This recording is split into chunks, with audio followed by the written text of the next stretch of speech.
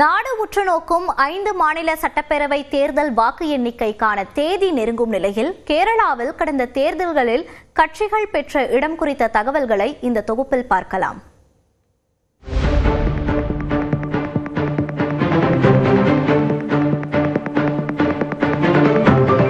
கேரளாவில் கடந்த 3 சட்டமன்ற தேர்தல் முடிவுகள் அம்மாநிலத்தின் பாரம்பரியமான அரசியல் மாற்றத்தை உடைத்து புதிய வரலாற்றை உருவாக்கியுள்ளன.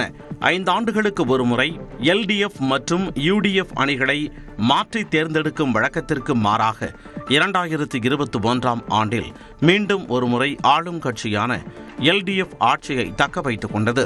கேரள வரலாற்றிலேயே மிக குறைந்த வாக்கு வித்தியாசத்தில் முடிவடைந்த தேர்தல் என்றால் அது 2011ஆம் ஆண்டு தேர்தல்தான். இந்த தேர்தலில் வெற்றி பெற்ற கூட்டணிக்கும் தோல்வியடைந்த கூட்டணிக்கும் வித்தியாசம் வெறும் 4 தொகுதிகள்தான். அதாவது ஆட்சி செய்து கொண்டிருந்த இடதுசாரி கூட்டணியான எல்டிஎஃப்ஐ காங்கிரஸ் தலைமையிலான யுடிஎஃப் 0.22% வித்தியாசத்தில்தான் வீழ்த்தியது. காங்கிரஸ் கூட்டணிக்கு 45.16%, இடது ஜனநாயக முன்னணிக்கு 44.94% வாக்குகளும் கிடைத்தன. இத்தேர்தலில் உம்மன் சாண்டி தலைமையில் யுடிஎஃப் கூட்டணி ஆட்சி அமைத்தது. 2016ஆம் ஆண்டு தேர்தலை பொறுத்தவரை 5 ஆண்டுகளுக்கு ஒருமுறை ஆட்சியை மாற்றும் கேரளாவின் வழக்கத்தின்படி காங்கிரஸ் தலைமையிலான யுடிஎஃப் ஆட்சியை இழந்து இடதுசாரி எல்டிஎஃப் அணி அமோக வெற்றியை பெற்றது. அது 91 இடங்களையும் ஐக்கிய ஜனநாயக முன்னணியான யுடிஎஃப் 47 இடங்களையும் பிடித்தன.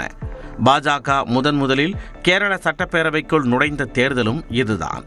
நேமம் தொகுதியில் போட்டியிட்ட பாஜக மூத்த தலைவர் ஓ ராஜகோபால் சிபிஎம் வேட்பாளர் வி சிவன்குட்டியை விட 8671 வாக்குகள் கூடுதலாக பெற்று சட்டமன்றத்திற்குள் நுழைந்தார். 2021ஆம் ஆண்டு தேர்தல் வரலாற்று சிறப்புமிக்க தேர்தலாக அமைந்தது. 1977ஆம் ஆண்டுக்கு பிறகு கேரளாவில் தொடர்ந்து 2வது முறையாக ஒரே கூட்டணி ஆட்சியை தக்க வைத்து புதிய வரலாற்று சாதனை படைத்தது. இடது ஜனநாயக முன்னணி 99 இடங்களை கைப்பற்றி தொடர்ந்து 2வது முறையாக ஆட்சியை பிடித்தது. பினராயி விஜயன் முதலமைச்சராக தொடர்ந்தார்.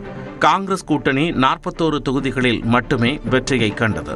இடது முன்னணி கூட்டணி வரலாற்றில் அதிக இடங்களை பிடித்த தேர்தலும் கடந்த தேர்தல்தான். கொரோனா பேரிடர் காலத்தில் அரசின் செயல்பாடுகள் மற்றும் நலத்திட்டங்கள் மக்களுக்கு சென்றடைந்ததன் மூலம் எல்டிஎஃப்க்கு மாபெரும் ஆதரவு கிடைத்தது. இந்த தேர்தலில் காங்கிரஸ் கட்சி ஆட்சியை பிடிக்கும் என பெரும்பாலான கருத்து கணிப்புகள் தெரிவித்துள்ளன.